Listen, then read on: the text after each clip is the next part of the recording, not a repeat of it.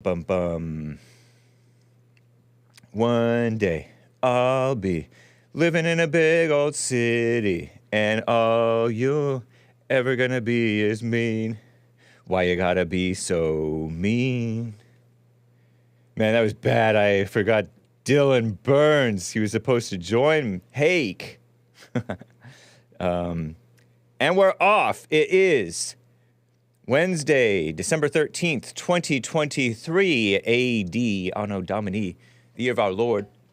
And it's 9:02 a.m. now here in Los Angeles. Gonna talk about this funny story of a fire extinguisher to a menorah. What? Happy Hanukkah. Over in Poland.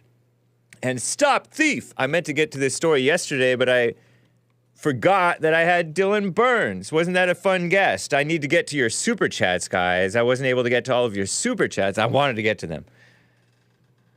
But at the callers, I wanted to let him get a chance to speak. I would love to hear Dylan Burns' response to your super chats, but I'll read them to you guys and maybe react myself. Dylan Burns is a communist, my take. He's a Democrat. He's just a normal Democrat. But, which is to say communist, but he doesn't know it. Or doesn't act like he knows it. It's transgender propaganda I've been meaning to get to from CNN from this past July. Oh, we had to leave Florida. My daughter came crying to me because of Ron DeSantis. The world doesn't make any sense. So, other things going on in the world, you know. They don't like the boomers being ultra rich. Extremely fun guest, James. Hake, upside down smile emoji.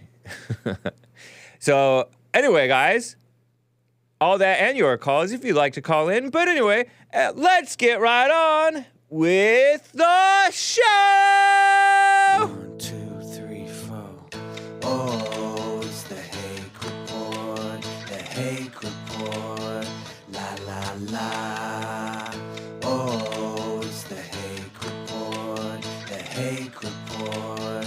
La la la. Hey, guys! Oh, it's the Hake Report. The Hake Report. La la la. Oh, it's the Hake Report. The Hake. Suck, guys. Are we back? Can you hear me? You think it's working now? I think so. Okay, press 1 if it is. Ba. Let me just go over here and switch. Check my Twitter. It started a whole new Twitter feed if that's the case. Indeed. I think we're back. Nice. Press 1. I see ya. Hey, what's up, Max Rex? Hake is over on Kick.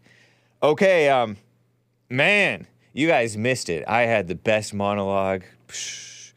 Well, those of you listening on the audio feed did not miss it. We're back, guys. Complicated business, folks. Hake doesn't have the lazy excuse.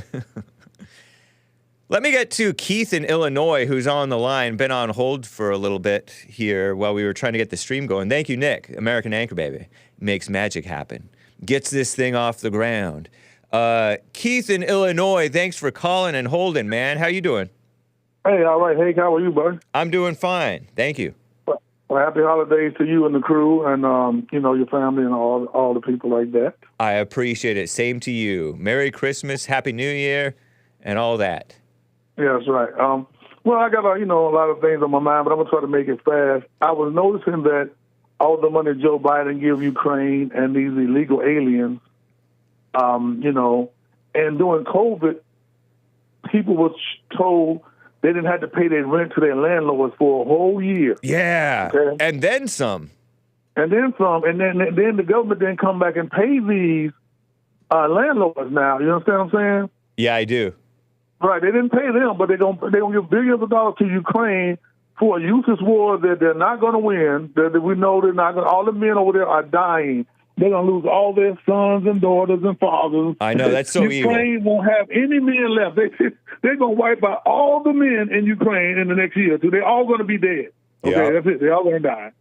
and they're not going to win the war. Right. All this is useless. It's just made up. This BS is totally just. They're just trying to take all the money out of this country, destroy this country. We owe $34 trillion. Take all the money out of this country, leave Americans, with barely any scraps, so that they can totally control and oppress the people of this country.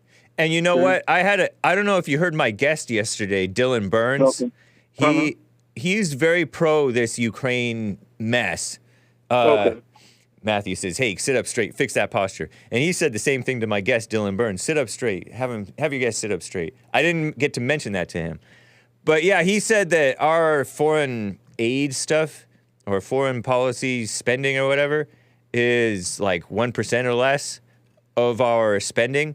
We need to cut back the government and cut back our social programs too, because we have this insane number of social programs, and these things are perverting the American people and turning them / us spoiled and weak, so that we're just bribed out of our freedoms and bribed out of our independence and manhood, Right. and families and all that stuff. People, it's insane. But you're right. We should stop the foreign aid. It's only aiding people in killing one another. Right. That's all it's doing. I mean, another thing I noticed too, that I hear people like myself and other black men try to save the black community. It's a waste of time. I'm 65 years old. The same 15% of black people trying to save the 85%, they don't want to be saved. They love the Democrats because they're not held accountable. They can be sinful, wicked, lazy lames. They can be whores. They can be, abortionists. They can do whatever they want to do. That's why they keep electing Democrats. I call them AKA demon rats. Okay. Yeah. And I know the same 15% of black people have been trying to save them for 65 years and have never got them off the Democratic plantation. Yeah. It's a waste of time. I wish that people like us, we could just separate. To me, we need to have a north and a south, an east and a west, where we can go live on this side of the country and those people can live on that side of the country, and it'd be like the DMZ zone in North and South Korea. You can't come over and we can't come over. I swear, it just needs to be that way. It just does. So they can have their own president, their own government. They can have everything they want. We build a big old wall, like the wall of China. You know what I'm saying? And so they can stay over there. They can have all the immigration, all the drugs they want, all the sin, all the wickedness. They can just stay over there. Right. Stay over there. That's not how it works, though. They come and invade our beautiful areas, our nice, quiet, peaceful areas, and turn them degenerate. So it's never going to work like that, unfortunately. No. I said build a wall. No, listen what I said. I said build a wall like a DMZ zone where you have mines all over the place where they can't come over. You know what I'm saying? And anybody that feels sympathy for them, you go on the other side and you don't come back. Because, I'm 65 years old. I just want to tell people, quit wasting your time with all these lames and losers, whether they black, white, but stop, because they don't want to change. Democrats give them the right to sin, wickedness, evilness, idolatry. This is what they want. They want to worship athletes, entertainers, politicians. This is what they want to do. They want to worship the devil. We just need to wake up and say, okay, these people want to worship the devil. We need to leave them alone and get away from them. It's so sad that they get to vote their devils into office. That's the only thing about it. Yeah. It's the problem with that is that Satan is in all of us. Satan is in human beings, and they'll pretend, just like the communists do, to be Christians and conservatives, and that's kind of what they're doing, honestly. They're pretending to be Christians, and then Satan pretends to be God inside people's minds. That's true. So I don't know how a wall or DMZ zone would work. It's nice to fantasize about. Okay. I agree with you. It's nice to fantasize, and basically that's what I'm doing. I'm fantasizing about that. That's how I'm gonna be honest with you. I'm fantasizing.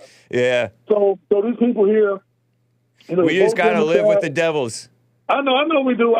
But they vote Democrat. They like these crooked preachers. Yeah. These black preachers ain't done nothing for black people since I've been alive. They ain't done it. We still got poverty, crime, chaos, murder, mayhem. My theory is it's worse than ever. It's really worse than ever. I'm 65 years old. Let me tell you something. When they let black politicians into our government, things have gotten 1,000 times worse. That way they can disguise their wickedness and make black people feel comfortable by having these people in position that literally does nothing for them. Have you heard the Black Caucus or any black preacher speak out against the migration into these black neighborhoods, taking the resources? Not one of them has said anything. Not one. Yeah, they don't really care about us. They don't. Yep. They don't care, and black people don't care either. As long as you let them, it's just like the children that left with Moses. They want to go back because they want to go back to their wickedness. They don't care nothing about slavery. They don't care nothing about torture, pain, and suffering. As long as they can get their wicked, sinful ways and they desire them over their own lives. They don't care nothing about their children. I know 65 years old. I see these people around here. They don't care nothing about their kids. If it weren't for the government making their kids go to school, do you realize that 60-70% of these black kids would even go to school? I probably wouldn't go to school either if I didn't have to. And we'd be better off, to be honest, because these schools are... But what I'm trying to say is they're not fighting for school education. They're not. I understand these schools today are indoctrination. I do understand that part. Right. But I'm just saying, but they wouldn't let them get the education. They wouldn't even teach them at home either. That's my point. Yeah, true. Yeah, that's right. I learned to read when I was at my parents' house. Like, my mother, I think, taught me to read. And I was, like, reading Bible verses as a little kid, like 4 years old. In public schools and in inner cities, other words, they got the same desk, the same chairs as when I went to high school. They ain't got nothing different. Most of them don't even go to school. Most of them in special ed. Most of them don't even know how to read and write. You know what I'm saying? When I got to the 8th grade, the last 4 years of high school and public school was a waste of my time. That's why I wanted to leave, because I learned the same thing I just learned the last 8 years. Like they weren't teaching me, like electricity. They wasn't teaching me, electronics. They wasn't teaching me auto mechanics. They weren't teaching me nothing. I know. Except for the same crap I just learned the last 8 years. Right. That's so funny, man. That's so messed up, too. Because what it is because the Department of Education, set up by that Democrat, Jimmy Carter, did that on purpose to keep black people and brown, whoever, I don't care what race you are, to keep you uneducated, to keep you basically dependent on the government. That's what it's there for, to keep you dependent on the government. And they think the government is the answer to any old problem. If there's a mass shooting, let's look to the government to save us from this. Right. You're right. Mama, you're right, Hake. It's not government is the daddy. It's government is the mama, the helicopter parent mama who micromanages and meddles in your life and encourages you, enables you to do evil.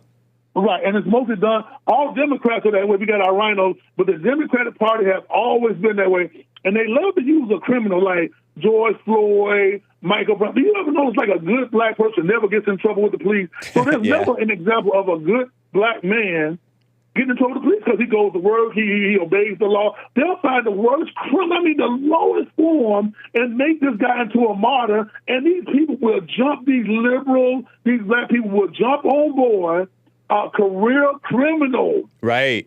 Kodak Black. It wants to make this guy a martyr. When Nancy Pelosi, CNN, MSN, they don't give a darn about no black person, whether they're good or bad, but they're going to believe all of a sudden Nancy Pelosi and all these people all of a sudden care about this one black individual. Right. It's like, I got something wrong with you. Yeah, you gave me the mental image of Nancy Pelosi saying, "Thank you, George Floyd. Right. Thank you. You died for us," or something like that. Right. It's crazy. If they don't care about the black people, the good black people in the community, why would they care about the crime, the murder, the mayhem, the no job, the no education, you know what I'm saying? The chaos, the poverty. Why would they all of a sudden they care about a career criminal? It don't even make any sense. It doesn't. Hey, I have a question for you, Keith. Yes, somebody in the chat, Baldman54, I think. He says, self-hate is a sad thing. What do you say to people who accuse you of self-hate? Have you ever been accused of self-hate? Oh, yeah, by an ignorant black person that can't stand the truth. I don't hate myself at all. I'm 65 years old, doing very well in life. Do I even sound like a 65 years old? I lift weight. No, you don't. You don't sound like you hate yourself. No, that's right. If I hated myself, I'd be some bald-head loser like that, talking like some beta male that's raised by his mama that do what women say. That's self-hate. When you a beta male, that's self-hate. I'm Right. an alpha male. Alpha males have no self-hate. Only beta males have self-hate. And I'm gonna say one more thing. Alpha males are God's sons, and beta males are Satan's sons. A Yeah. bald head, a 54, whatever your name is. Bald man 54 Yeah, says bald head. I got a full head of hair, and I'm 65 years old. Right a on. full head of hair. Okay, ain't missing a strand. I'm muscle bound. I mean, I take care of myself. I'm the martial arts still. I'm getting ready to go to the fitness club and pump some iron. I'm pretty sure he's sitting around drinking beer, smoking weed, eating Cheetos. That's funny, man. Yeah, Well, eating fast food, eating McDonald's, and probably got diabetes and all kind of stuff, and man tits. Talking about self-hate. That's self-hate, bald head 54. and you're not tap dancing looking for a job with me, are you? Hell no, Yeah. I'm retired. I've been retired for 5 years. I got All right. plenty of money. I ain't working for nobody. I don't even want a job testing pillows. I got so much money. Now, That's what I self-hate? figured. I don't think so. Yeah. Yeah, you seem like you have the time to call into the show, not because you're unemployed or you're a bump on a log at your job, because you're done working. I'm a retired man, okay? I worked in manufacturing for 40 years. I got Social Security. I got benefits. I got pensions. I got everything. And all I ever did, now I come from the poor west side of Chicago, so you can't tell me you can't make it. Only lazy, lame beta males raised by their mamas and their grandmamas and their aunties and their gay ways, their beta male ways, you can't make it. I made it. My father made it. My grandfather made it. My son made it. Nice. And all we are is just factory workers. So all that excuse for being failures, no, that's just because you a beta male. All beta males fail. All of them fail. They designed that way. Yeah. Because they're weak and pathetic and lazy. Because they were raised by their mammies and their grandmamas. That's why they fail. Spoiler alert, in the live chat, likes your voice, and he wants you to say, and I think to myself, what a wonderful world. So you see, when I talk, when I get on TikTok, I got lots of followers. I got lots of a lot of alpha males. Alpha males like alpha males. That's why I like Trump. Beta males hate alpha males. Okay, and you can't turn a beta male into an alpha male because he's been trained by his mammies and his mamas and his aunties. So you can't train him to be an alpha male. It's only a miracle by God. This bald head 54 hate the fact that I'm willing to speak up for myself, speak up for what's righteousness, speak up for what's good. See, all beta males are Satan's sons. Do you understand? That's why they act the way they do. Yeah. Well, eat that, bald man 54 That's in the right. chat. Thank you, Keith in Illinois. And the rest of you beta, low-life, weak, pathetic mama boys, soy boys, gay boys to do the same thing. Whoa. Mental picture. Get it out. Yeah, that's right. Thank you, Keith in Illinois. Appreciate you, man. Take care. Thanks a lot, Hake, man. Have a good holiday, and see you next year, man. Take care of yourself. All right, you as well. Bye. All right. Whew.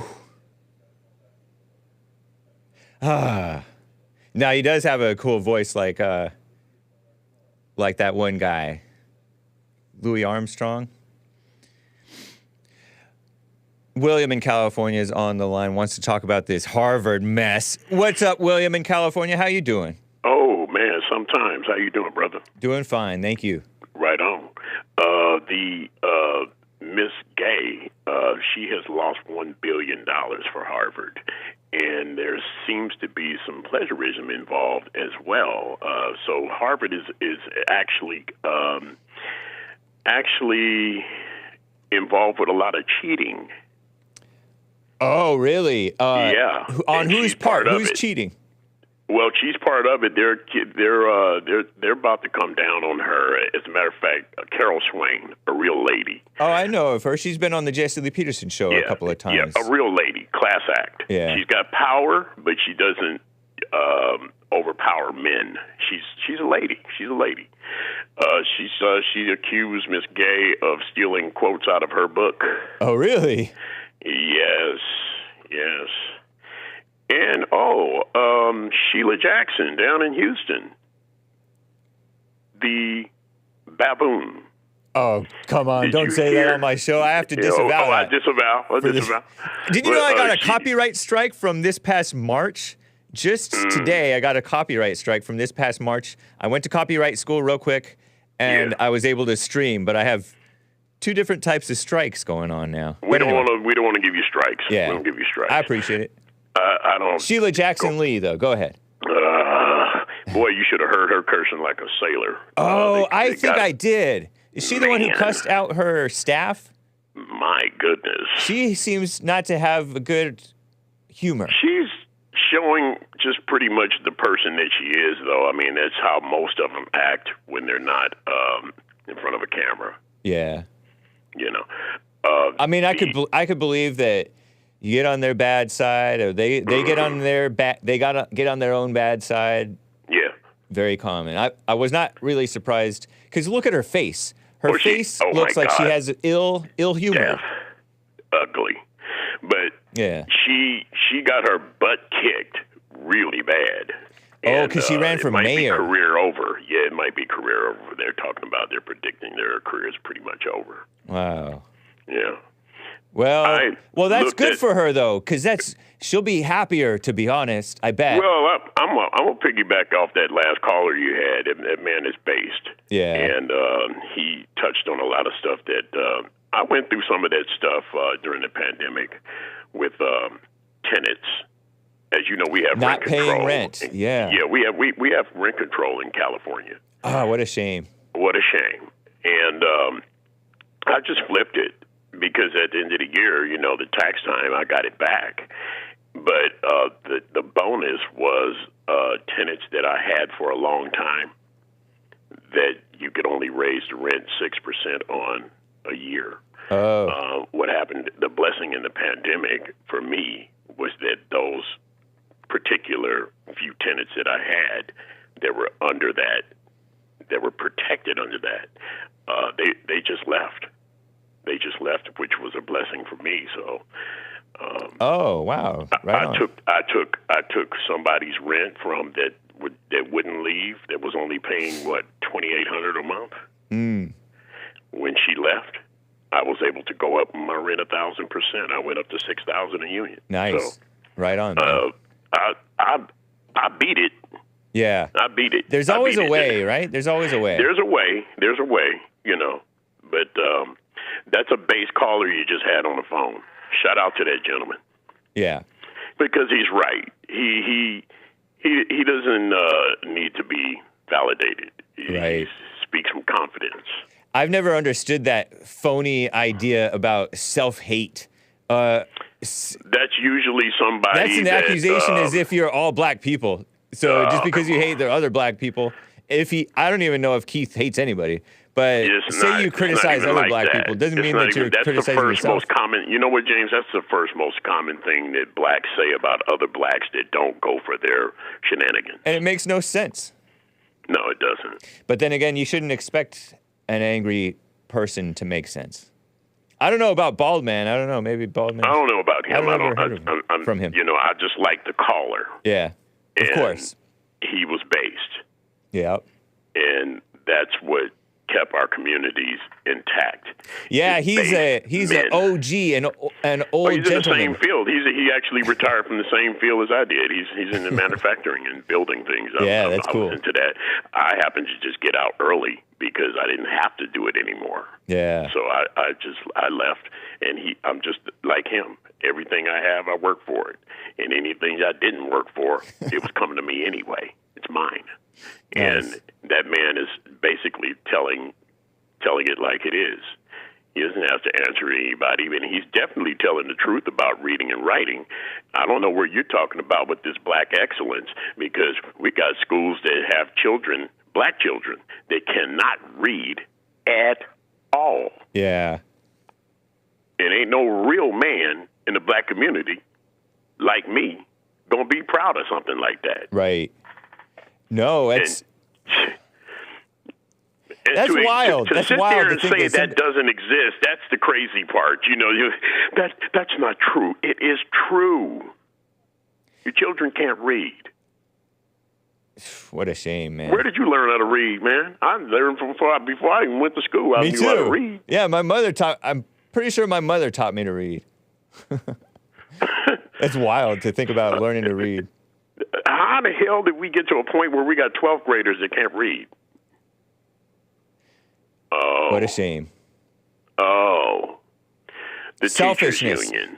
The Teachers Union. It's not just teachers though; it's the parents. Like what you say all the time, and Keith said that.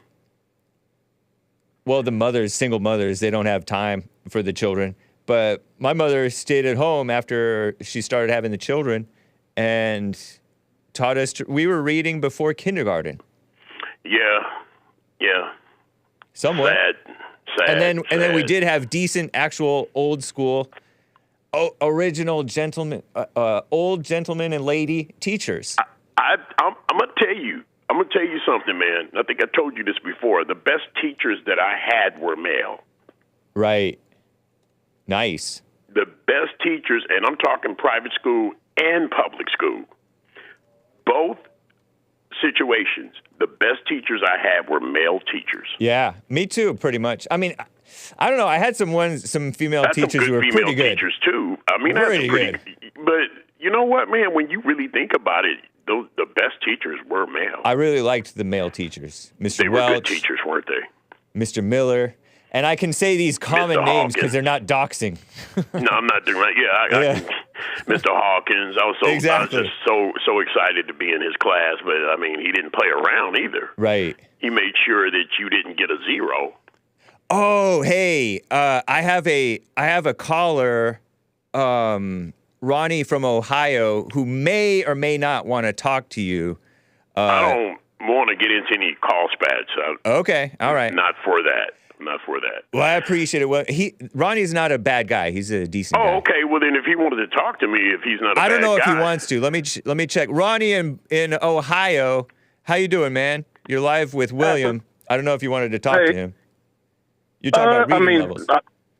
Yeah, I mean, he hit the nail on the head when he was talking about you can't have black excellence if black kids can't read. Right. True. Okay. How you doing, Ronnie? So you agree with him basically? I'm good. On that point, yeah. Good morning, Ronnie. Earlier when it was, thank you. Yes, sir. All is well. Yep. Yeah. I do usually ask people. Yep. I usually ask people what it's one thing to recognize that problem. Yes, sir. Of literacy rates not being as high as they should be across the board nationally, but definitely in the black community. But then my other question is usually, what are people doing to try to right the ship?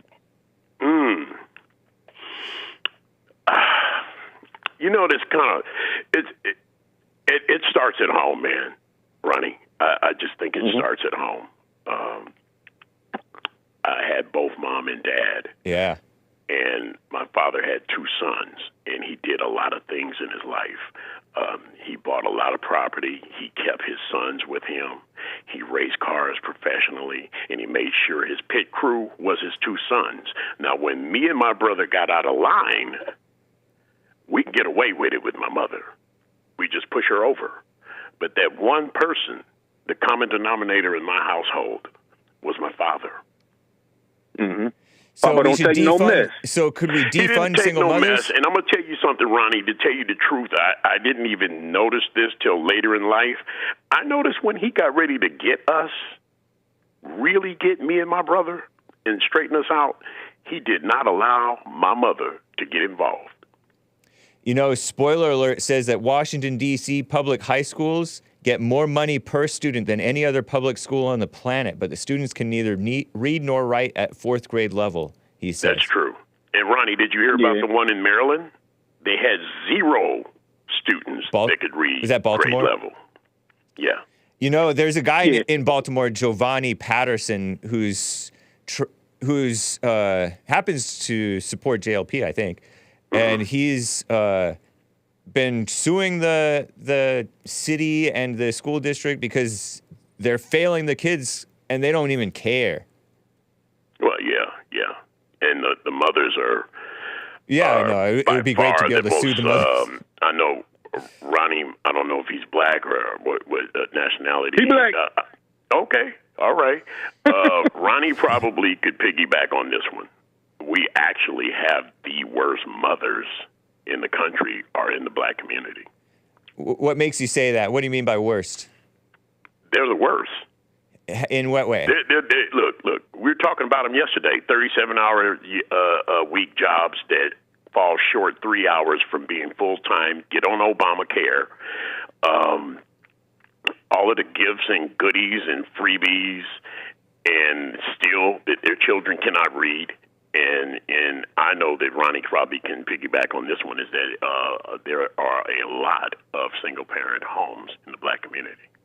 Right. Yeah, they're the most commonly single mothers. And you also have them same mothers that were working 37-hour job a week. They're actually, some of them are participating in shoplifting. Oh, yeah. Especially now the younger ones. No shame or sense. So, I mean, that's not black excellence. That is nothing to be proud of. I appreciate it, William. It's a good call. Right. Take care, man. Hey, Ron, Merry Christmas, Ron. Merry Christmas to you. Okay. Yeah, right. Yep. Hey, I guess I can piggyback, but I would go the opposite direction. Okay. You wouldn't catch me saying that the black mothers or the mothers in the black community are the worst. I don't know what he's using to draw those conclusions. I don't know where he's getting his data or his information from. Well, he did say single motherhood is the most common in the black community. Right, and I think that in order for but go ahead, continue. Yeah, so even if we went off of those numbers, if we said that black women make up the biggest slice of single mothers, that's not the mother's fault. If anything, she has two options to not be a single mother, and we usually don't tout those. She could either abort and then not become a parent, right? Or the father, could actually stay around and make sure his kids know how to read. And a big problem in the black community has been that, especially Jesse's generation, and when you see those 50 and 60-year-old black men that talk bad about the community, I really want to ask them directly a lot of times, how many kids to read? And the answer is usually no. The answer is usually I fled. How many kids what? How many kids what read? You cut out.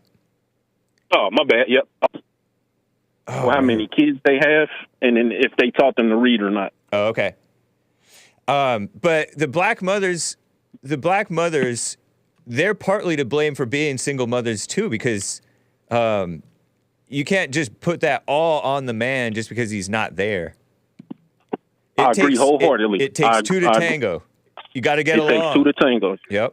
And there's usually three sides to every story. Right. The father's story, the mother's story, and the truth. So I'm not putting it all on the fathers, but I'm damn sure not putting it all on the mothers. So, in your defense, Keith in Illinois was speculating that you're bald and fat and drinking beer and smoking weed and eating Cheetos. Is that true or false? It's false. I was on the treadmill listening to the end of Jesse's show when he had his guest on, and then I was sitting in the sauna when I loaded your show up, and then I jumped in the chat. And I can't chat on Jesse's show. I've been banned, I guess. Oh, really? Yeah, I guess y'all don't love me no more. It's all good. But you love me, so it's all good. I'm good to jump on the chat on the Hake report. Well, but, JLP loves you. But somebody among the mods, maybe it was me myself, I don't know, because I've seen your username before, banned you, but that's not a lack of love from Jesse, obviously. Oh, for sure. That was tongue in cheek. I know Jesse love me. I know sometimes he starts to get in fear and trembling when he sees that I called in and I'm on hold. But. That's funny. But why do you accuse Keith of self-hate? Are you serious about that? Yes. And again, I jumped in right when he was talking at the end, but it sounded like he was either in the middle of a rant or the end of a rant. Yeah. talking negatively about a group of people that he belongs to. That's what I call self-hate. So when I see people that want to go around and apologizing for America's history, that's the self-hating American. You can't go around pretending that America is the worst country ever. Like America is the only country that has bad history. Right. So when people used to say Obama was an apologist, if they wanted to call him a self-hating American, like he did an apology tour after he got elected. That. He went around to these other countries and apologized for America. Boom. So if somebody wanted to call him a self-hating American for those actions, I would understand it. So when I see and hear black people that almost go out of their way to make a point about how bad they think black people are, I call it self-hate, especially when they come from the community. Why not call it a black hater? Because he doesn't seem to hate himself. He seems to be okay with himself. Because it's a part of the group that he's in. So even when Obama loves himself and his wife and kids, when he goes around apologizing for America, if somebody wanted to label him a self-hating American, they could do that. Or even if they just called it self-hate and didn't leave the American part on there. Because I consider self-hate as somebody who's insecure or pride. I consider Obama to be I don't think that he doesn't hate himself. I think he might hate himself because he's kind of a hateful person. Keith, I don't read Keith as being that hateful, but you may be right. I have run into blacks. I have seen blacks who seem to be just so sick of other blacks that they start to hate them. And so I've seen that. I don't know if I've seen that out of Keith, but yeah, and I could be jumping to conclusions. I just, I heard the end of his rant. But it seems like he's one of those people that can't stand black people and isn't really offering up any solutions on how to fix it other than just separation. I'll call and speak for 5 minutes and talk bad about him and laugh and make jokes. He was talking about liberals more than just the blacks, because he was talking about how we just need a national divorce. He didn't, without using that term. Well, liberals and black people aren't the same thing. Black people don't even make up 30% of the Democratic Party. Right, but so if we're talking about liberals and Democrats, he's talking about white people. And Hispanics and Jewish people and I said Latinos. But 90% of the blacks are liberals, 95 maybe. No. I strongly disagree, and a lot of that data is inaccurate. Most black people don't vote, so most black people are not identifying as Republican or Democrat, because most black people don't vote. But just because they don't vote doesn't mean they're not liberal. Well, you and I can say we don't know what most black people are, but most black people they believe in the racism thing. They act like they're independent thinkers. Many of them, they think, I'm an independent. I'm not with either party. Or they just don't care about politics. But I don't know, man. I think most human beings are liberals. What do you think about the statement that if you have anger, you're a liberal? If you have anger, I've seen a lot of angry conservatives, so I don't know if I can go that far. Would you consider those conservatives acting like liberals or women or something? Would I consider them acting like liberals? So when I look at what happened on January 6th, maybe that's a liberal thing because they wanted to take over the Washington, D.C. Yeah, they were. So maybe if rioting is a black thing, then I guess we can say that they were acting black. But they definitely weren't liberal, so it's hard to say just because you have anger that automatically means you vote one way or another. No, it's not weird. It's not necessarily an indicator of how you vote, but it's an indicator of your mindset is emotional and not logical. Yeah, and I see that on Fox News all the time. Right. So I see a lot of angry conservatives as well as angry liberals. I know angry liberals exist, and I know angry conservatives exist. Yep. And those conservatives do nothing to help the conservatism because by being angry, they hamstring themselves and hurt their cause and only help the liberals. Boom. You could drop the mic and end the show after saying what you just said right there. Nice. when people don't have actions that show what they really believe, all I can do is take them at their word, and I leave it at that. Yeah. So when what's his name, Keith from Illinois, like if he had spent even a part of his life trying to make sure that the black kids, especially the young black boys in his community, knew how to read, or they had that electrician training or that automotive training, if he had done that and then wanted to talk bad about him for either being lazy or being whatever, he got a point. But if he hasn't helped anybody and he just wants to jump on the microphone and talk bad about people, that's what I call self-hate. But what if he's just living his life, doing right in his life, and sees something wrong? Don't you have a right to criticize? To criticize, yes. But when somebody goes overboard and they spend their retirement time calling in to talk bad about people, I don't see the value in that. I don't know what fruitful results come from that, other than him feeling better from going on the ego trip. Maybe there's a young black who listens to Hake, or a young man or an old man, woman who listens to him talk, and they're like, oh my gosh, he's actually right. That applies to me. Sometimes that happens. I don't know if Keith has ever done that, but I've heard it happen with JLP, the way that he talks about blacks. Like, there's like blacks who are like, you know what, you're right. That's me. Yeah. And when given new information, I always admire people that can change their minds. Yeah, me too. I didn't hear Keith's whole rant, but it didn't sound like anything that I hadn't heard before. Yeah. All right. That's fair. Thank you, Ronnie in Ohio. Yes, sir. Y'all have a good week. You too. Merry Christmas. All right. Yes, sir. Merry Christmas. All right. Whew. Oh, man. I got to get to Alex in California, who's been on hold for some time. Alex, thanks for holding, man. How you doing? Thank you, Pooh. Can you hear me? I can. Yes, you sound great. I'm outside walking my pit bull, so just want to right on. Bear with the based. Is it a fixed pit bull? Or you don't have to say it. If it's a female spade. Oh, okay. Right on. One of the best dogs I've ever had. Cool. I knew a pit bull. Anyway, it was a pit bull, and it was a male. Fixed though. Oh, yeah. Pit bull boxer mix. It's cool. Okay. Yeah, I'm not really into the boxer thing, but I like all dogs. That. Yeah, I don't hold that against you. All right. So I have a fun one here for you today. I came across a note from a British explorer who landed on Nigeria. Yeah. And this is sorry, I'm out of breath here. I'm going to read you a short paragraph about him describing what he saw. Give me 1 second here. All right.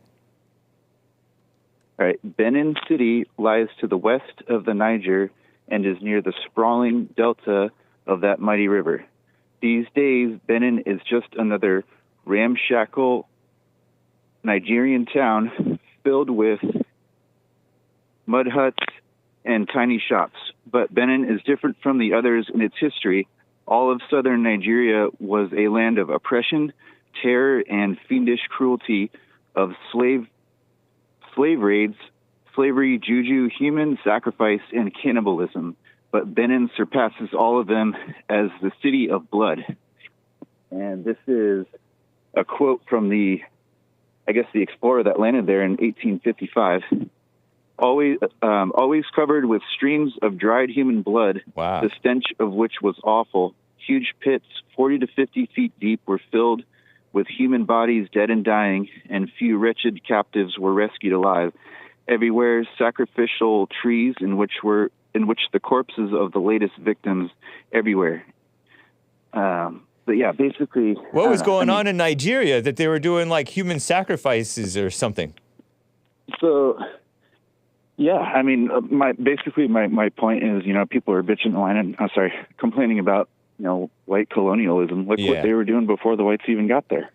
Good point, man. Yeah, I mean, I saw some quote or statement like yesterday about how British colonialism was devastating to like India or something like that. And I'm like, I'm sure that there were right and wrong things that happened, but I think Sounds like they maybe rolled even up on the overall Texas it was a Chainsaw positive Massacre thing. house or something. Say again? It sounds like they rolled up on like the Texas Chainsaw Massacre house. I know. Oh yeah, I remember because I saw this post on TKR official Telegram about happy holidays, sayers, move along. This is a Merry Christmas neighborhood, and it was actually, you know, the real thing was Japs move along. Shout out to the Japanese. This is a white man's neighborhood from 1920 in America. Oh boy, in like Texas somewhere. And then somebody on Reddit, a Reddit bro, was talking about how, all throughout history, all these other countries have done wrong things too, not just America, England and all that stuff. And you know, such and such number of people were murdered in Australia, black, in Norway. I don't know about Norway, but some of these other white countries have done wrong. And I'm like, you're not telling the whole story. You're just telling cherry-picked little facts that don't tell the whole truth, and it's in order to smear the whites from history. So that's crazy. Life, right? What's that? Such is life. Yeah, it is. Yeah, expect lies and mixture, kind of like what Hassan was saying on Joel Friday TV, 70% truth and 30% untrue with his Riz. So yeah, you can look that up. Walter S. Rogers, I think it's 1955, is a note about Nigeria. It's 1955 or 1855? 1955 is when the note was typed out. Oh, okay. Wow. But it was like quoting what they found in the 1800s. Oh, and then, okay. Yeah, so check that out. I had one more quick thing. I'll make it real quick. This is more of like a biblical style question like Jesse, but what right do we have to tell anyone else what they should or shouldn't do?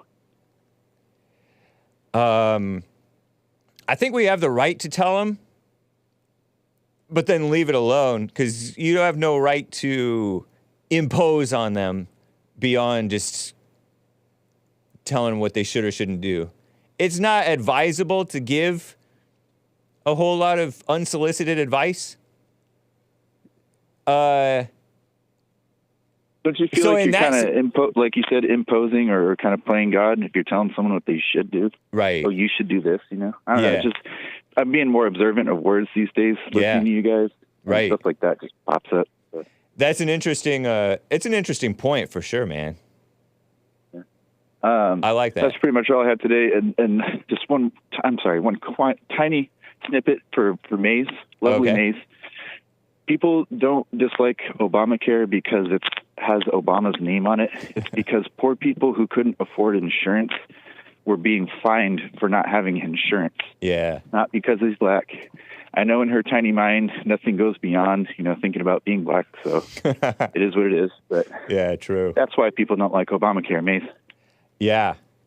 I love that point that you made about should, and that is a evil spirit that imposes on people. That's cool.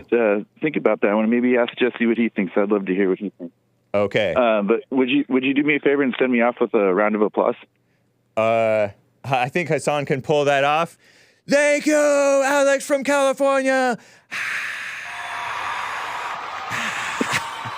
Merry Christmas, man. He clicked me. I should have known better, but at least it was at the end of the applause. To this day. Oh, man, he brought up Maze, my favorite caller. My favorite caller is on the line. Maze, hang tight. And the rest of the callers, there is one line open. It is time for some music. I shorted you guys some beautiful Christmas music yesterday. This is O Come, Emmanuel, a nice classic Christmas song from the liberal Christian Sufjan Stevens. It looks like Sufjan Stevens. Sufjan Stevens, 2003-ish. Hark, Songs for Christmas. I'll be right back. I was about to say adios. Be right back for hour 2. Hang tight and enjoy O Come, Emmanuel.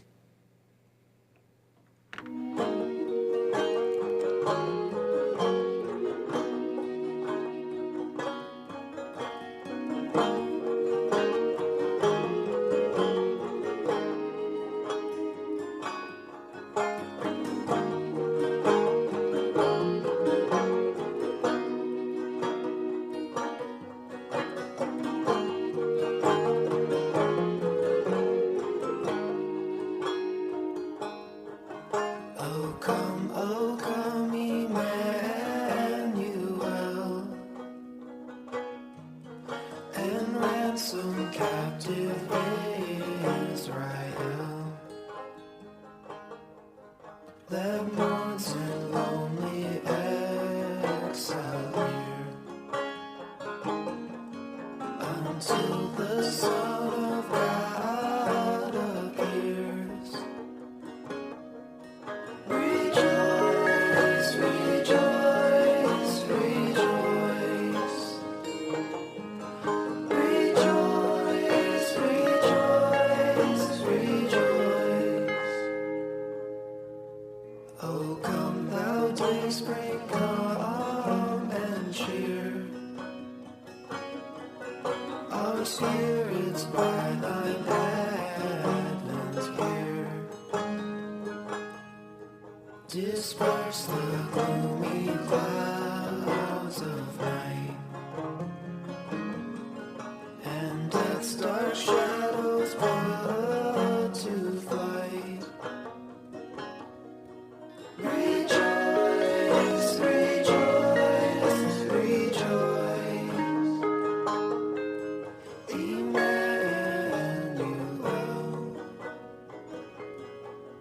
and ransom captive Israel.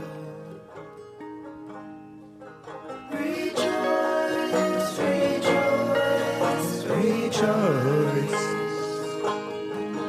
Rejoice, rejoice, rejoice. For God made us an obvious globe. Rejoice. No. Rejoice, for Christ has come. The Messiah. Moshiach. Ya llegó.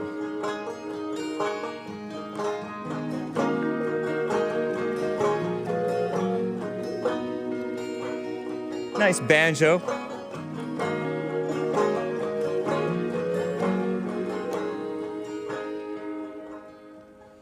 Oh come, thou Lord of might,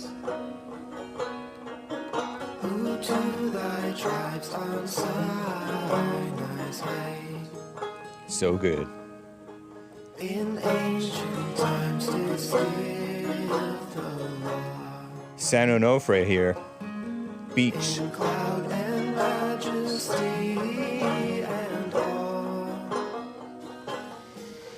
Rejoice, rejoice, rejoice.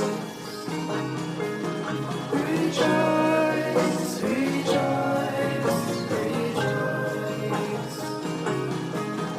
Rejoice, rejoice, rejoice. What a vibe.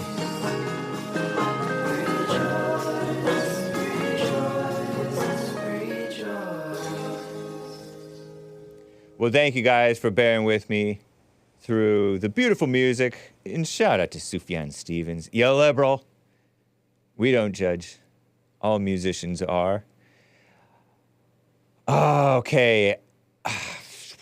Super chats, guys. A few super chats to read. I have actually a lot of super chats to read. Some from many from yesterday. Not the one donated on Streamlabs. May I suggest William call you on your private phone? He calls in every day, says the same thing every day, and it's starting to get boring. Boring! Oh, William, boring! I know he thinks he's cool, but he'd be the only one. No offense. Well, none taken. He's a man. He can handle the constructive criticism. Thank you for your request or suggestion. Not the one. Appreciate the support as always. Much obliged. Much obliged. Man. Lin Chin, I'll get to yours. And testing 07524, I'll get to yours. Brennan bought a coffee saying, check out Vaca, the kickboxer, the world champ. Thank you for the tip, man. Someone bought a coffee. A lower court in Texas approved Kate Cox's abortion exception due to her female baby. Oh, is a female baby being diagnosed with trisomy 18, only to have the Texas Supreme Court overrule it. 1 in 5,000 babies born with trisomy 18, also known as Edwards syndrome, predominantly female babies. Wow, I didn't know it was I didn't know there was little baby girls getting that. They're like small heads and fingers overlapping, and then they die within a year. Like maybe 5% live past a year. Maybe just die within a matter of days. Anyway, most of these pregnancies result in miscarriage. Children who survive require significant care. 10% live to 1. Oh, 10%. Very rare to live to 20 or 30. Oh, so you could possibly live to 20 or 30 with trisomy 18. Pure speculation, but this situation looks like a convenient setup to challenge the Texas abortion laws. Yeah. I agree with you, man. There was a Kentucky gal who, man or woman, someone. There was a Kentucky gal whose embryo's heartbeat, they called it an embryo, heartbeat supposedly stopped. 8 weeks pregnant. This situation looks like a convenient setup to challenge Texas abortion laws. Articles about Cox's situation are emotional and vague about how it's been such a hardship on Kate. I do not want to continue the pain and suffering that has plagued this pregnancy. That's in your mind, lady. Young lady, 31 years old. And husband, Justin. Her husband, Justin, is around. Somehow she thinks by killing her baby now that she'll be spared pain and suffering. Yeah. And excuse me, but every pregnancy, life itself carries a risk. The baby was diagnosed, could be wrong, months ago, says someone. Why did Cox decide, and she has 2 children already, by the way, both delivered by C-section. I think that's when they cut. I'd rather not know. Why did Cox decide to create a public spectacle, taking months to sue for the abortion? 20 weeks. She's at 21 weeks now, or something like that. When she could easily have gone to another state. Might be an activist. This purportedly white gal, sandy blonde hair, dressed in black, holding the babies. Maybe it was an other baby, a prior baby, holding her stomach. Could Cox have had a miscarriage, quote unquote, while on vacation, quote unquote, which is the expected outcome? Even if Texas, does Texas arrest residents who've had abortions? Even if they do, Cox could have had a quote unquote miscarriage while on vacation, which is the expected outcome because she's left Texas and maybe already had the abortion. Crazy. Yeah, John F. and Jib Jab and someone and Carver and someone. Those are great super chats. I'm going to read them later this hour is my plan because those were addressing Dylan Burns. Great super chats. Sion bought 3 coffees yesterday saying, maybe the day before that, the evening before that, saying, whatever, honky. Snowflake emoji, snowman emoji, frozen cringing person emoji. Thank you, Sion. Appreciate the support. Winky face, Hake. Oh, WD41 donated a diamond. Thank you, man. Over there on, or woman, over there on D Live. That's cool. Okay, Jason is a first-time caller out of Canada. Jason, how you doing, man? Thanks for calling and holding. I'm doing all right. How about you? I'm doing all right as well. All right. I wanted to ask you whether or not... Is this really your first time calling? Well, on this show, yes. Oh, okay. All right. Oh, okay. Yeah. There's I've a few... called on the Jesse Peterson show Yeah, before, okay. but I've Go ahead. never called here. Nice. What an honor. Right. Go ahead. What an honor. There's no honor here to be had. Hake is easily honored. Yeah, I wanted to know whether or not you believe that things in the world would get better or not. Some things will. Because the world is made up of people in their own little worlds, and some people's worlds will improve. So, yes. Now, the world around us, I think that there will be there are still some ups to go along with the downs. There are still some ups to be had, I think. Trump just might win, and he will bring a little more peace into the world and a little bit more I hate this word, but positivity, good business and stuff. And that could help Canada, America, the whole world. I know what you mean because I kind of feel the same way, but in a way, I believe that I truly believe that there has to be something more. Because what do you mean by that? Even if Trump was the best president ever, yeah, and he did everything right, and whatever, right?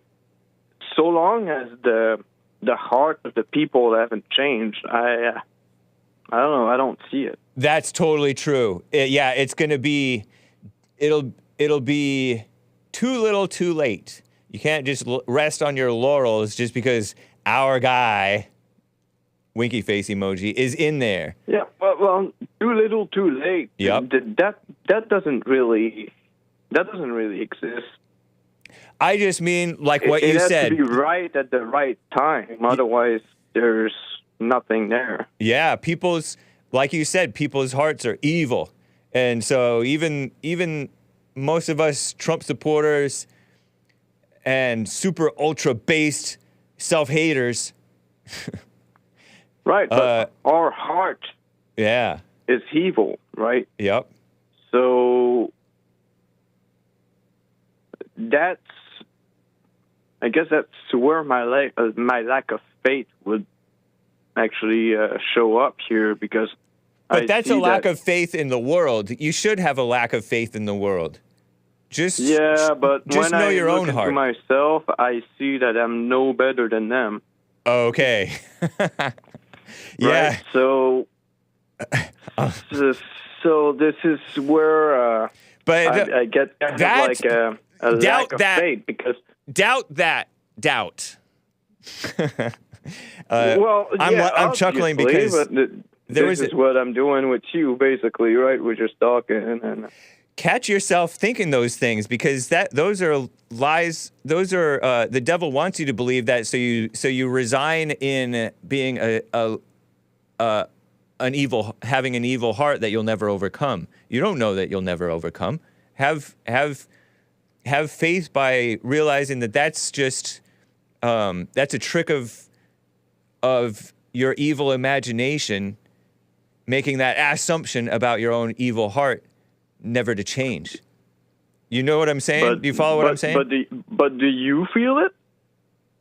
Do I feel hopelessness the way you do? Yeah. At times, yeah. But you don't give in to that feeling because those feelings and thoughts are set up to keep you in your rut. But no rut is real. Ruts are in the mind. It's all in the head. Did you ever used to play sports or exercise, or do you do that? Do you do that now? Rigorous? Not really. Oh, okay. Because a lot of times the people would say, some of the pains, and you would doubt that you can continue running this fast for this long. Sometimes your mind, right. Your mind sets you up and holds you back.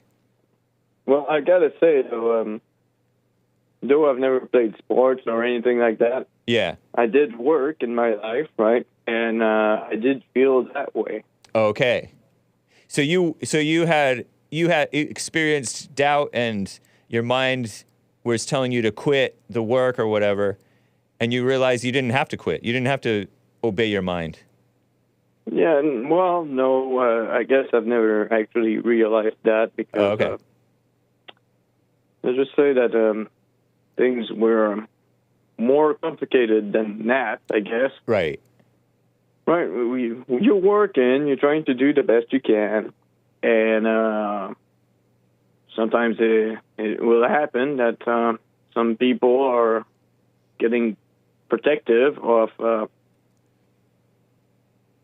themselves, right? Like there will be times. Well, there has been times to me where I was trying to do the right thing and all I saw was people trying to protect their own position, even though there was no position to be had. Oh yeah, true.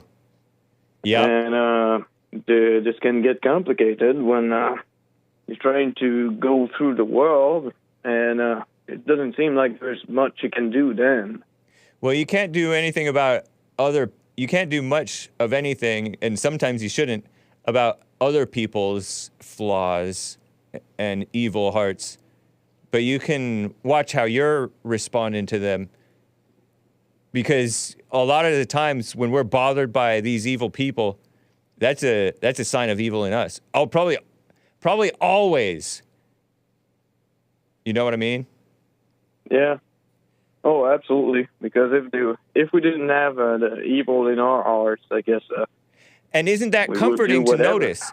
I find that I find it comforting not to realize that I'm being bothered by them. Then I realize that they don't have to change, and I can just realize that I can just watch the discord in me, and it separates me from that discord in me a little bit. The Right. conflict in me about seeing them. Then I can bear up under it a little bit better. But I guess I don't want to diss you or anything like that. Okay? But you're working under Jesse Lee Peterson, right? Yeah. Jesse Lee Peterson is a good man. What do you mean? Well, seems like a good man. Oh, is he yeah. a good man? Yeah. But what do you mean he's a good man, and what do you mean dissing me? No, I meant myself, dissing you because I don't want to. Oh, because I'm not bothered by JLP. I'm bothered by other people. sometimes he might bother me. Exactly. Hey, This you're is stretching what I on want to tell camera. you. It's like I don't want to bother you, right? Right. But you're working under somebody that understands this stuff. Oh, so you're working with worldly people, and so it's hard. You have a harder life, you're saying, because you're having to deal more closely with the hellish. I don't have a hard life now. I mean, right now I'm not working. I'm not working under anybody. Right? Oh, you should get back to work, man. Well, sure, absolutely. and then true. start a business too, so then 100%. you can work for yourself on the side. Right. Yeah. But still, I anyway, mean, I right? still deal with people, and I still see the evil in people, and have to, and then I see the evil rise up in me, judging that evil in that person. Yeah, absolutely. Yeah. But that's why I didn't want to insult you or anything like that. No, but, you're fine. But I just want exactly. Well, I guess you kind of answered my question in a way, right? But The main thing is don't doubt, don't believe this notion that you're not going to change, that you can't change or won't change or get better yourself.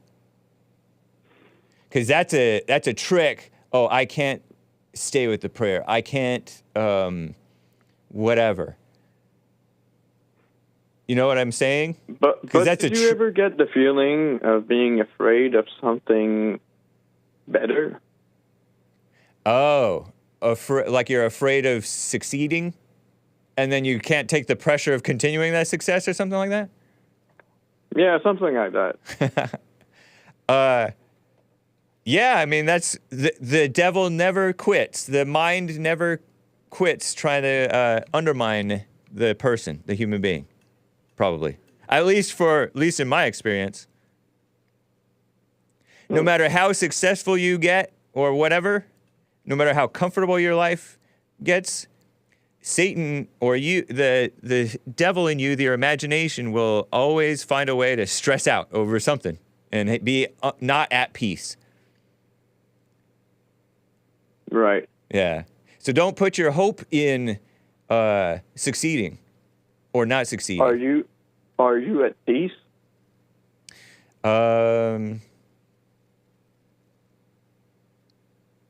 Maybe. Well, maybe it's not good enough. Whatever, What? man. Interesting call, though. I appreciate it. Jason in Canada. I like these calls. Call me again sometime, man. Well, sure. Are you French Canadian? Are you part French Canadian? Yes, absolutely. That's where your accent is coming from, or whatever this way of talking is. Yeah, well, I'm French Canadian. I like it, man. Shout out to the French Canadians. They're the best Canadians. I don't know about that. You might know they're- better than I. They're just as lazy as anybody else. Yeah. Fair enough. All right, Jason, take care, man. Well, you too. All right. Merry Christmas. Merry Christmas. Bye. Matthew is a first-time caller out of Louisiana. I know I got to get to Maze too, and my other callers. Hang tight, callers. Matthew in Louisiana, you're live. Go ahead. Hey, Hake. It's nice to finally be able to call in. I've been listening to you for probably 2 years now. Are you the one who respond? Are you the one who said? Are you the Matthew who said boring or something like that? I forget. Oh, yeah, I was the one that told you to sit up straight. Oh yeah. Okay. Nice. It's good to good to put a face with the name. Right.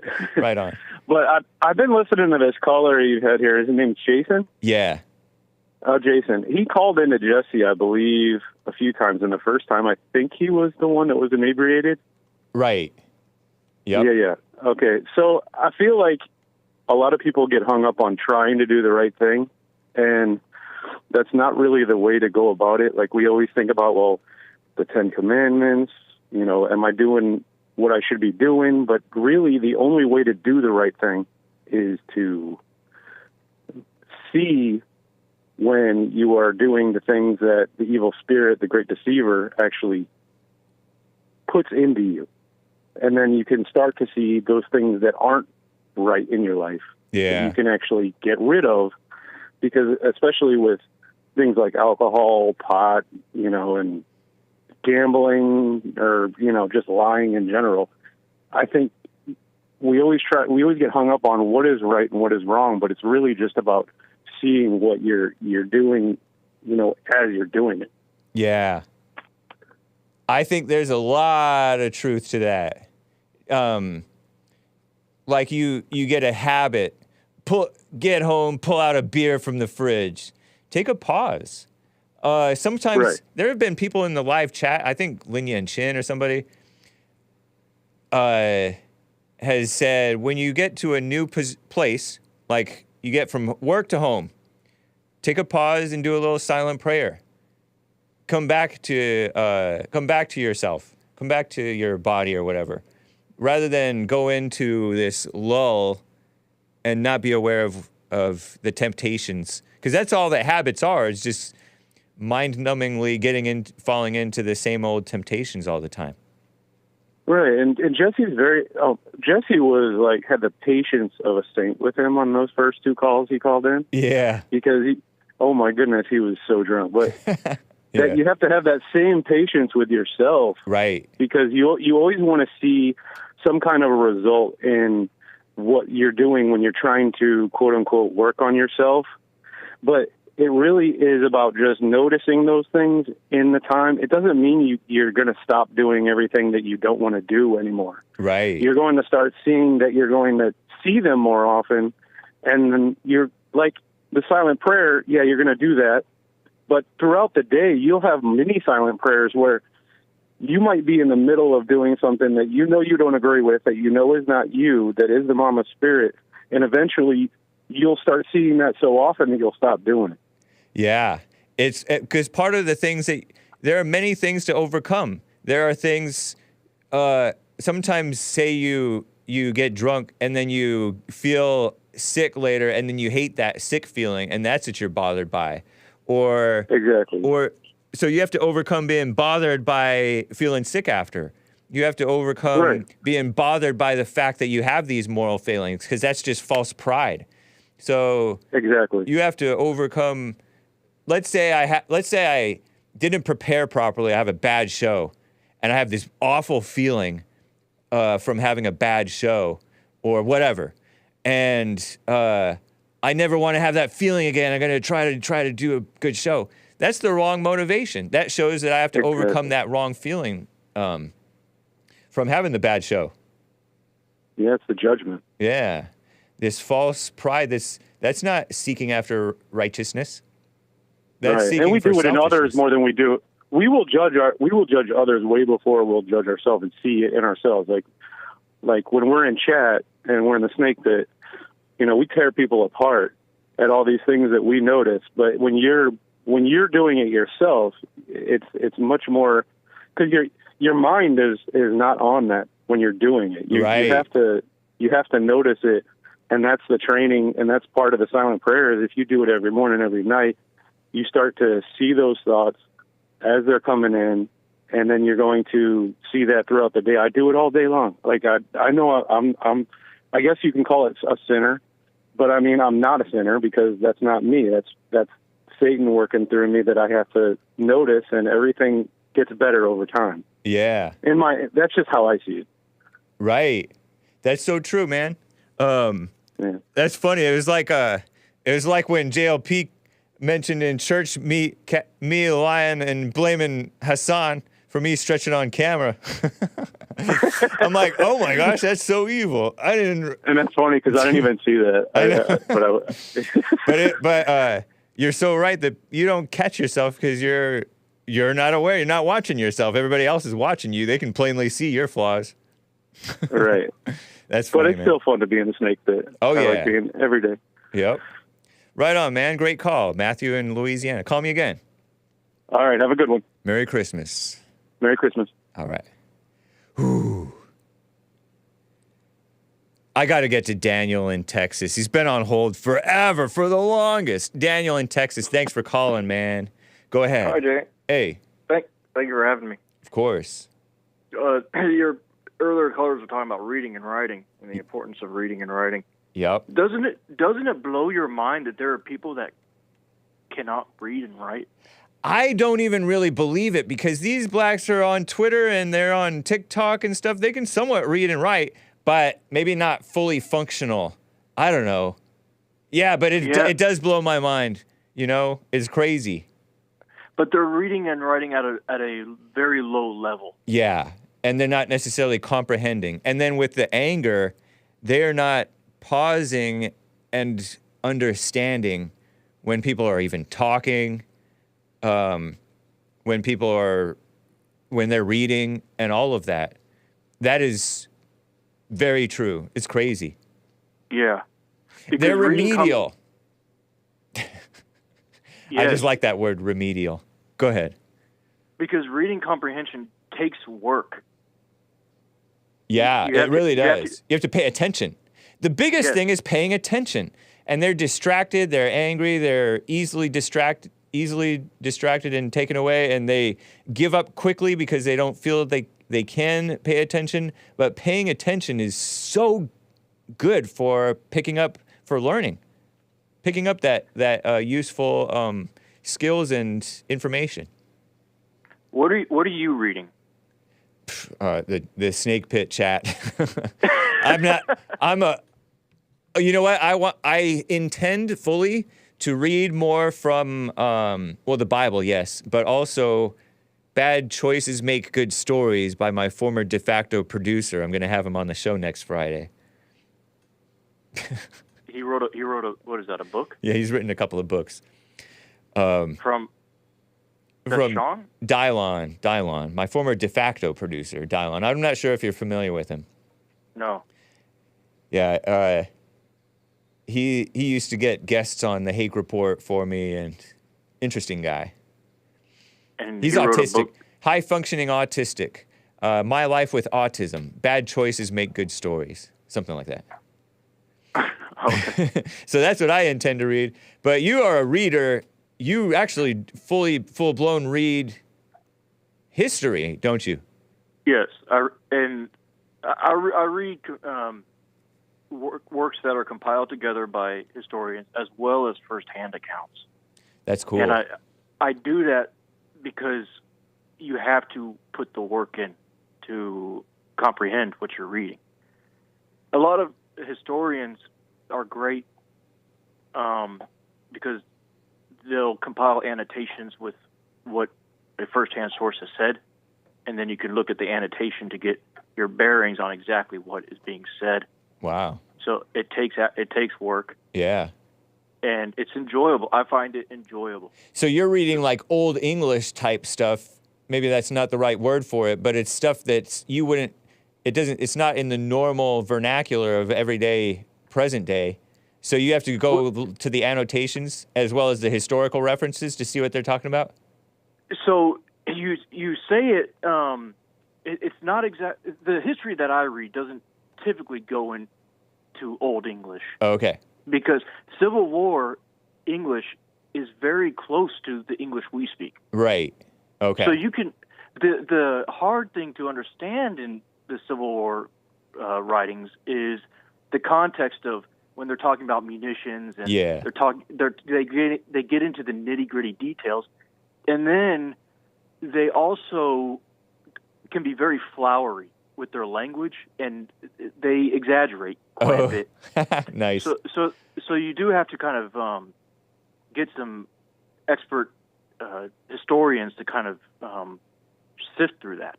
Wow, that's cool. And there are analytical sources that aren't as flowery in that they do go into details, but they're very legible. And there are many, there's one in particular, there's a couple of them.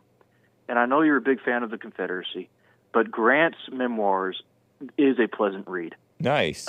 He does have a nice compilation, and he is a first-hand source. Right. Ulysses S. Grant, the Union general. Yes. The drunk. Wasn't he a president too?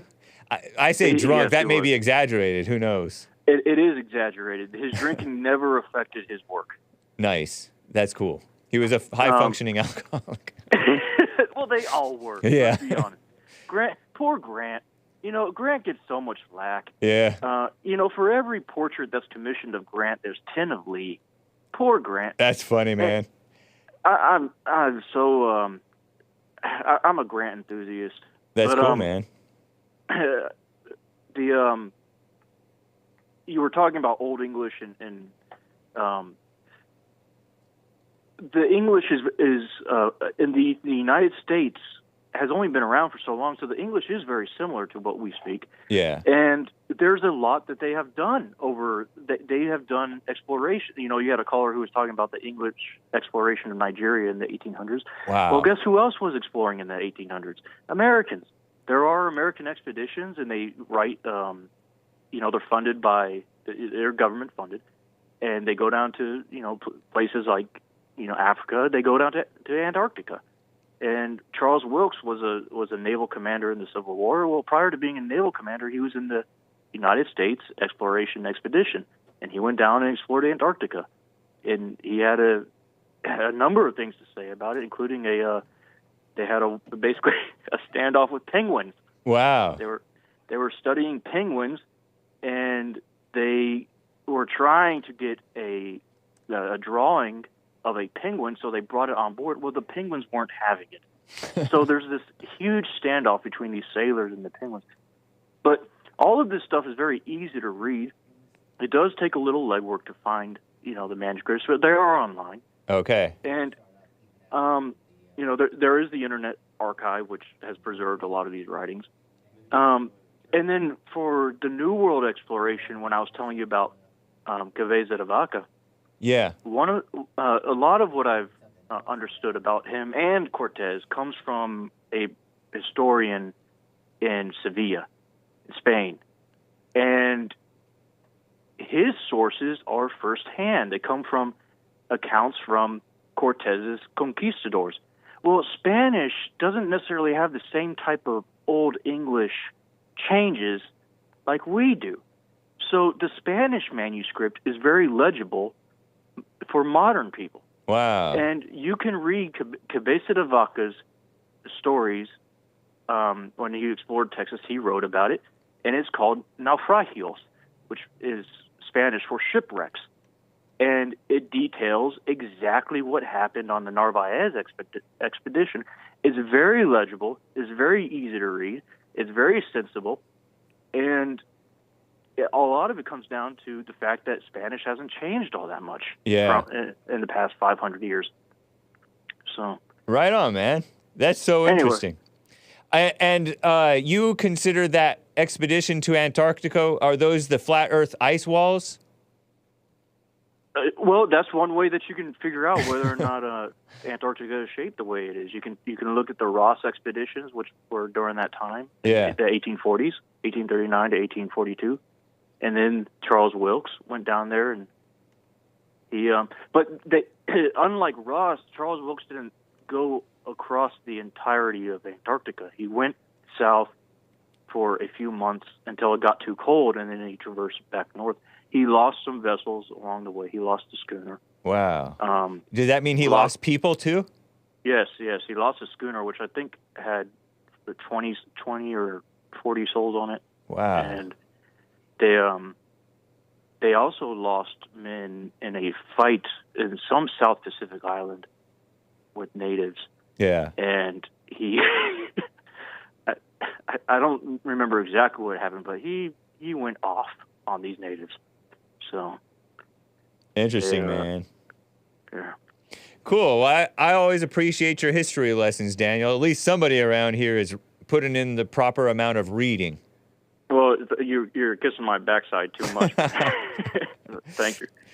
Right. And Jib Jab says, the way you're describing these memoirs makes me want to get a nice cup of tea and start my research.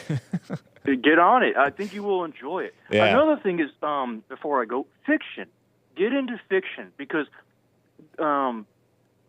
fiction has a lot of truth in there that when people write autobiographies of their life, it's very difficult to not have everybody and their brother come out of the woodwork and say, no, that's not the way it happened. Yeah. But fiction allows authors to put in very true things with different names in different places. Interesting. Sean, JLP's producer, says fiction is truer than nonfiction. In many ways, yes. Dostoevsky is one of the greatest novelists of all time, and all of his fiction reads like a nonfiction, and it's largely because it is a nonfiction. He's a Russian writer that was heavily persecuted. He was sentenced to be executed, and his execution was stayed into exile into Siberia, where he was forced to labor for 10 years. Well, as an author, you're not going to write an autobiography in that environment with all sorts of names, and so... That's so true. I mean, think about the fake news that has come out about Charlottesville, the January 6th. Just some of it's factual, selective facts, So, of course, these people who write about so-called nonfiction have an agenda for people that they want people to believe. Whereas fiction, it's definitely could be more honest. That's cool, man. Very interesting.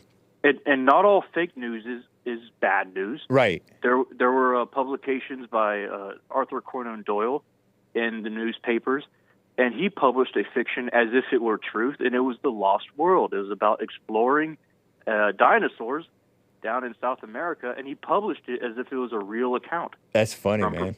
From Professor Challenger. Interesting. And it was a contrast to Sherlock Holmes. Sherlock Holmes was a detective that was very thorough and very proper, and then he had this contrasting work with a paleontologist that is very gruff and angry, and he gets upset when people call him a liar. He's bearded, he's short, he's married, he's got all the basically opposite things going on with him than Sherlock Holmes does. And is that that was Watson? all published. What's that? Is that Watson, whom you just described? Well, I described Professor Challenger, who's the main character in The Lost World. Oh, okay. Nice. He's the opposite of Sherlock Holmes. Watson is a character in Sherlock Holmes. Right, yeah. So the Lost World was an answer to Sherlock Holmes, but with the opposite type of a character. That's funny. Yes, exactly. He's an opposite type of a character. He's more brash. are you calling me a liar? I saw this, pterodon, and you're calling me a liar, that sort of thing. And Nice. of course, he's done all these insanely brave things, like he saved natives from slavers and whatnot. And so, anyway. Right on, man. Thank you for the call. Daniel in Texas. Okay, you're welcome. Bye. Bye. At long last, it's time for Maze, my favorite caller. Some of you guys' his least favorite caller, but I don't know how. Maze from the sundown town of Dayton, Ohio. Thanks for holding. Go ahead. Hello, James. Hey. Why do they have tutors?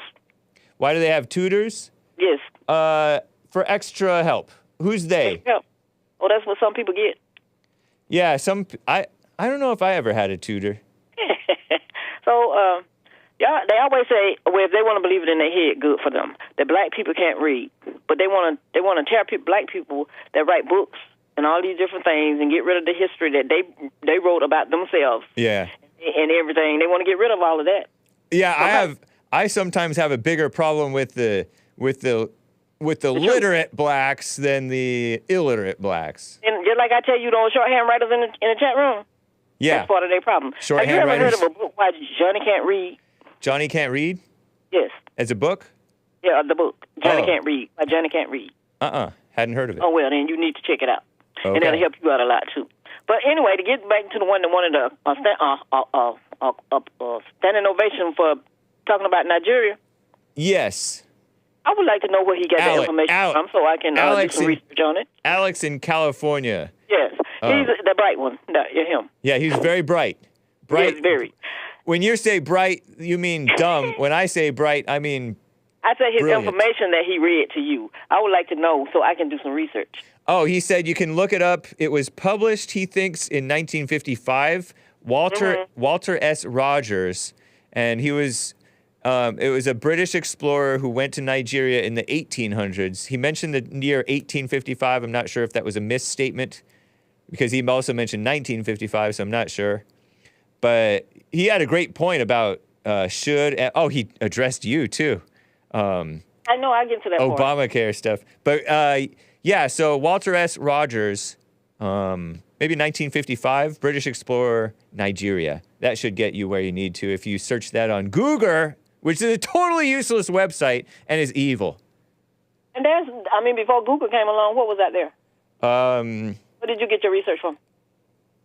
You had to Did you go to the library or did you go somewhere else? to the library. Thank you. And the libraries are still open? They still have books in them? Yeah, and But they're when run by a bunch of liberals And it depends bringing on transgenders to the and kids. it depends on whose history you're discussing and how it happened. And some people are still here from history. They're talking books. And then you have some you have to read about. Yeah, And then you have some people want to throw their history on you but forget about everybody else's. right. Or That's why right. it happened. And when you hear And some people didn't. And the wigger. And some people were illiterate and they couldn't write history. and a whole lot of them are still that way where you got black people teaching them how to read. Did you know that? No, I didn't know that. Oh, well, you know it now. Ask Jeeves. I never used Ask Jeeves. Because I know people that's doing it. You know blacks who are And tutoring. yes, I do. Who are tutoring little white kids and They're Asian reading kids. for them, doing things for them because they don't know how to do it. No, these grown-ups. They're not kids. Nice. They don't have to do it, but that's why they laugh when they hear you sitting up here talking about what black people can't do. It's always what we can't do. Don't know nothing that we do at all. Well, I mean, the ones who read and write, they're worse than the ones who you hate can't those write. people. Huh? You hate those. They hate those people. Yeah, I I hate Ta-Nehisi Coates. He wanted to take down the rebel flag, this beautiful Confederate rebel flag, this one right here that I have to cover up. The lady that's running for president, she took it down for me. Yeah, shame on her. She doesn't I even don't hear you belong saying nothing here. about it because they haven't indoctrinated y'all to talk about it yet. Y'all just Nikki wait. Haley. Yeah, Nikki. She took the flag down. Yeah, evil. But they pretend they're in love with her. She's mildly attractive. She's married. has Women kids. are not attracted to me, so you talk to the wrong one. Oh, okay. Yeah. That's You know, but not women. Something's wrong. They can't be attractive, but they can be beautiful, right? A woman can call Anyway, another let's woman. get back to women. All right, Now, all that right. we were going to call a lady a baboon. What's with that? Oh, I already disavowed that. And you let it go away with it. No, that's that's not true. I disavowed it. Didn't I disavow it? I didn't hear you. I disavowed it. You didn't hear me Well, I didn't disavow hear it? Everybody heard me disavow it. Maybe you're just used to me saying I disavow. Oh, maybe I am. Yeah, because, I mean, people do look See, what like would you call a animals. human being, a baboon in the first- People do look like animals a little bit. Some So, people have a they more. look like animals, but Some do you people have have to a call rat them, you know the face. difference? Some people have a monkey face. Monkey face is cute. Some people have monkey faces and other type faces too. And some Then people. you know they are not an animal. So And you call some them a people human. have octopus faces. Some have giraffe faces. Frowny facey. I'm talking about. I'm saying like to call a person a baboon, something's wrong with you. The wigger just don't get it. He's black. And then when it comes to He's the one black. that, He's not white. and he is to me. He's white to when you? it comes to the one out of Chicago, he has a problem. He never went to help nobody. He always want to complain. When you want to complain about people, Keith from Illinois? just keep the one that just said there was no slave ship. The truck driver. So guess that was going on and like he was about to go into a heart attack or something. No, yeah, that was Keith from Illinois. Yeah. He said it was cartoons. You're talking about months ago, maybe last year. He said, I have never seen those slave ships. Maybe those were just cartoons. Yes, and I'm saying like if you look She at remembers Tarzan, that. if you look at Tarzan, some of the old movies, Tarzan. Tarzan. Tarzan. The one that was talking about Nigeria, he's still stuck there, and that wasn't real either. Oh, yeah? That was just a movie. Some people get stuck in between movies and reality, and that's what's wrong with some of them. So those black people need to come out of that. So when you saying what black people don't do and they know how to do, they're teaching people to read, and they're helping people on their jobs that don't know how to do things. Of course, there's decent blacks. I read a story on Asmodor's You wouldn't know it. Listen to some of the people that call your show. TKR official. There was this 86-year-old black woman who was working at like a FedEx place or somewhere like that. And unfortunately, she died. She got crushed by like a dolly or something because the driver of this thing lugging some mail or something failed to honk the horn. So she got crushed and she died. But 86-year-old black lady. Wild. So, yeah, I know there's some halfway decent blacks. But they don't get no credit. How about JLP? He doesn't get much credit. Who? JLP, Jesse Lee Peterson. You don't get credit for what? For being the light of the world. Whatever. To those Didn't Jesus call his disciples the light of the world? You are the light of the world. He really? said. I don't know where are the disciples at. They're alive today. There's Really? There's Jason from Canada. There is Matthew from Louisiana. There's And Jesse you. Lee Peterson. There's Joel Friday here. There's Hassan. There's American Anchor Baby. These are Jesus' disciples or something. And then why did he throw people out of heaven? Those weren't people. There's not to dehumanize them, but they were demons. Those were fallen angels. So and then where did they go? Inside some humans Down to America to possess maize. Okay. But since I want the truth will ask the question, so I'm going to ask you a question. Okay. For those people, as the one that wanted a standing ovation, I'm going to give him one. Where did they come from before they went over to Africa and all those different countries? They came to America and made America No, the great before place. they made it to America. Where did they come from, and why did they leave where they were at? Where they were, not where at. They where left. they were and at is the same thing. No, you don't leave. You don't have to need you don't need an at.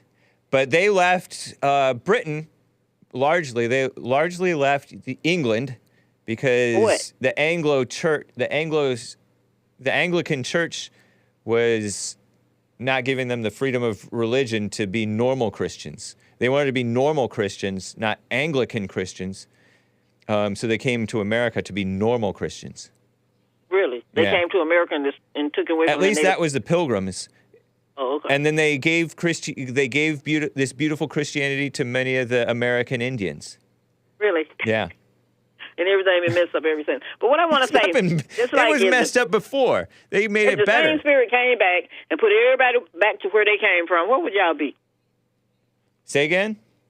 If the spirit came back and put everybody back in the same place that they came from, You know, like the different places that they were placed in, and they were put back. What would Caucasians be? If Satan were to do that, I would be partly in. I would be partly in Virginia. I would be partly in Germany. I would be partly in Scotland. I didn't say you. I would your be ancestors. My ancestors. Yes, if it was some of my ancestors would be in Virginia, America. Some of them would be in. Well, they came to Eagle the Native Rock, American land. Eagle Rock, California, Los Angeles. There was no California, there was no Los Angeles and all of that. I said, but before they came to the Native American land. Who would do this? What spirit would do this? Satan? Satan. Would Satan do that? Whoever. If you they said did, what where spirit? would you be? Where would I be? Well, I just said some of my ancestors would be in Germany, Scotland, Denmark, maybe one in Ireland. One would be on the Mayflower coming here to America.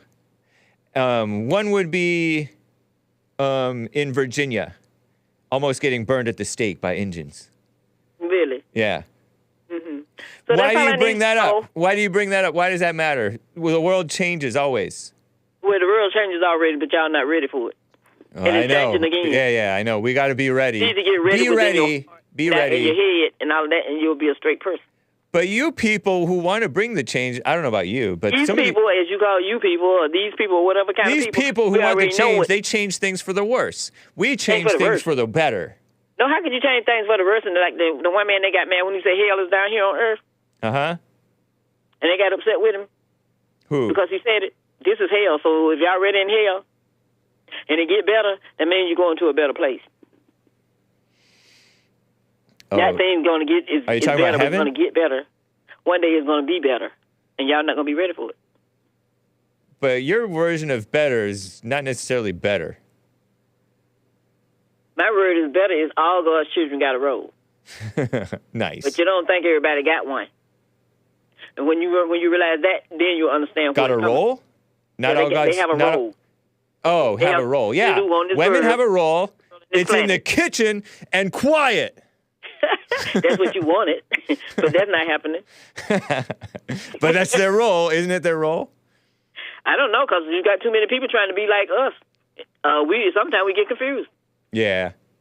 Women get confused because everybody want to be like a woman. How would you feel? How would you feel if you hadn't eaten breakfast this morning? I feel good. Oh, okay. Because I don't eat breakfast. Oh, okay. You remind me of JLP. That's cool. So what's wrong with that? Are you fat or fit? Am I what? Fat or fit? Neither one. Nice. That's cool. Maze, I gotta go. Nice call. Neither. So just clean your hearts out. And y'all have some of that stress y'all got on you. Y'all stop trying to harm people and do different things and just looking at one group of people. I told you you're conscious. So have a good one. Happy New Year. Joe in Phoenix, Arizona has been on hold forever and a day. Thank you, Joe, for hanging on there. You're live. No worries. Good grief. All right. I don't know where to begin, but I won't address all of it. I'll just say I respect William, but Obama never went on a apology tour, and the Harvard president did get cleared of any plagiarism charges. Oh, okay. All right. But what do you think about... Right. Go ahead. He is right about black women being the problem. I'll give you a quick story from my own life here.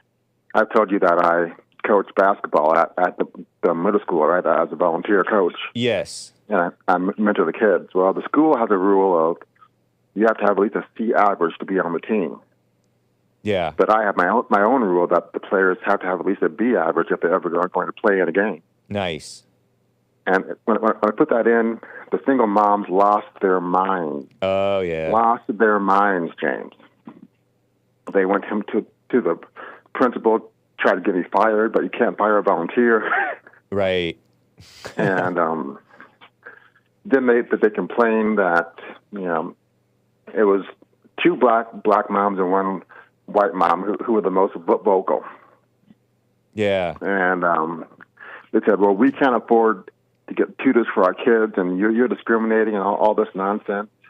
I said, okay. So the local chapter of the Urban League has a retired mentor group, engineers teachers, lawyers, doctors, you name it, right? Yeah. So I arranged for them to tutor my players. Well, we can't get them down to their offices. Okay, fine. I arranged a conference room for after practice every day at the school for the mentors to come to them. Yeah. And they still weren't happy. They still tried to get me fired. Wow. That's black women for you right there. That's that anger, no patience, sort of spoiled mindset. But you're doing stuff to help their children. Here's the capper, James. All right. This past semester, my team had the highest grade point average in the whole system.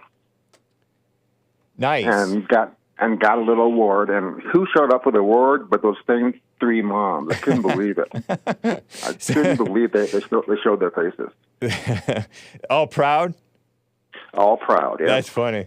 Hey, just don't expect them to have that self-awareness. Yeah, so... That's interesting. What an interesting story, man. That's how we change things going forward, James. Right That's on. what I do every day. Yeah, don't cater to the mess from the black ladies. Actually, the black single mother ladies. Go ahead. Yeah.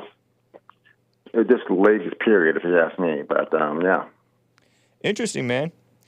I appreciate your call. That's the only one story. Have a nice Christmas and Happy New Year, and we'll see you. We'll talk to you later. Talk to you soon. All right, James. Merry Christmas to you, too. Have a good day. Bye. All right, bye. Man, okay. Let me do what I can with these Super Chats. I have more than I can finish from yesterday. I'm remiss in not reading them from yesterday. Testing 07524 donated a tip and has been tipping for 2 months. Tell the first caller yes. That was the last caller. The first caller of yesterday's show was the last caller today, Joe in Phoenix, that the only reason other countries have quote-unquote free healthcare is because we subsidize them with our research. Interesting. Big Pharma is captured, and we don't have a free market anyway. I agree with that. This whole, it was a market failure. That's these communists blaming the so-called free market when we already did not have the free market. Lin Yan Shin yesterday said, constant gasping erases memory. It's what makes poor Lord Goodhair so ADD, attention deficit disorder. The mouth is not for breathing, says Lin Yan Shin. Unless you enjoy brain damage and accelerated aging. Dylan, for example, is super explicit just to cover his lost sense of context/orientation, says Lin Yan Shin. Interesting. Thank you for the tip there, Lin Yan Shin, who also gives another super chat. I can smell, quote unquote, the vax as imprint or accent in Dylan's cognitive subroutines. And he's talking about Dylan Burns, my recent guest just for yesterday. It's almost as if he's lost 20 points of IQ in the last 3 years. His nasal congestion is also very dense, overheating his brain while straining his entire nervous system. That's very perceptive, Lin Yan Chin. Thank you, man. I appreciate that.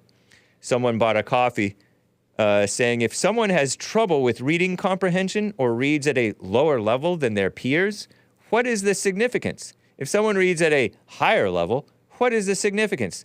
That's a great question, someone. It's a great, great question. People can comprehend stuff said and express themselves more precisely when they're at a higher, I think. It's a fair question, someone. Karen Williams bought Hake a coffee. Hake reads emojis. Peach emoji, waving hand emoji, shocked face emoji with eyes wide open. And, mild to mid-tone black gal emoji with the nice hairstyle. Well, thank you, Karen Williams, for that coffee. Renesio bought a coffee saying, play more or Sleep's Jerusalem. I have Sleep's Holy Mountain. I don't know if I have Sleep's Jerusalem, but thank you for the request. I like I don't know if I have much more or any more of I think I played their whole album.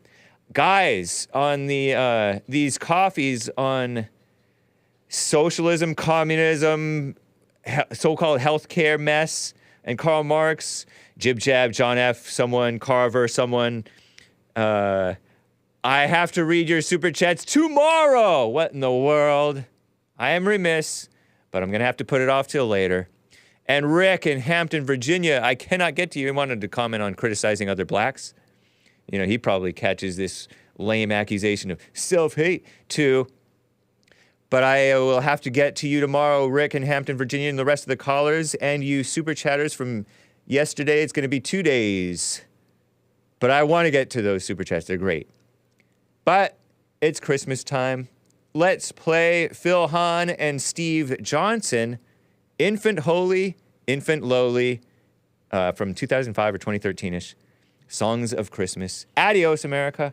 And catch American Anchor Baby at noon. Bye.